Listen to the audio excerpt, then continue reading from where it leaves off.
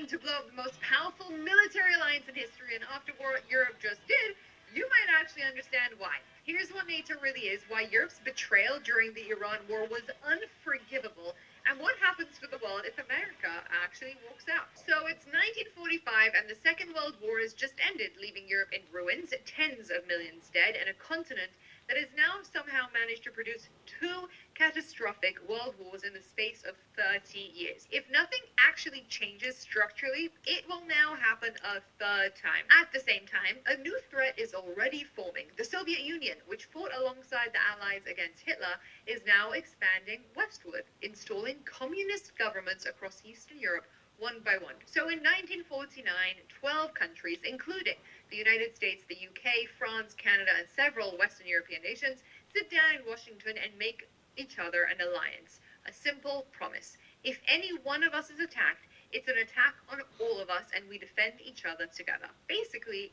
a big army. And for 77 years, this theory worked. America essentially is NATO's backbone. Right now, there are roughly 80 to 90,000 US troops permanently stationed across Europe, with 36,000 in Germany alone. The United States spends more in defense than all other NATO members combined. When the Soviet Union collapsed in 1991 and the Cold War ended, European countries made a quiet collective decision. They could redirect defense budgets into social programs. It sounds idealistic, but it left those countries genuinely, structurally weak.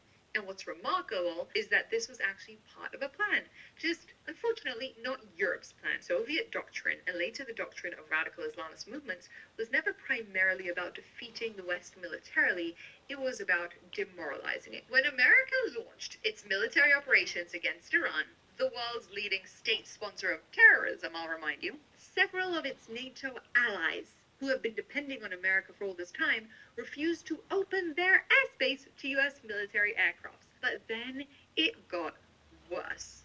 When Trump tried to build a coalition to reopen the Straits of Hormuz as Iran's blockade started destroying European energy markets more than America's, those same countries publicly and loudly refused, one after another, in front of the entire world. Iran could see that America was isolated, that the coalition Trump was promising wasn't materializing, and it gave Tehran leverage at exactly the moment America needed its allies standing behind it. They're weak, and they are pandering to the Islamists in their country, using their economic interests and their electoral calculations over not just alliance solidarity, but their own safety. Doing so while sitting under an American military umbrella that they have never really probably paid for. You don't kick Trump and get away with it.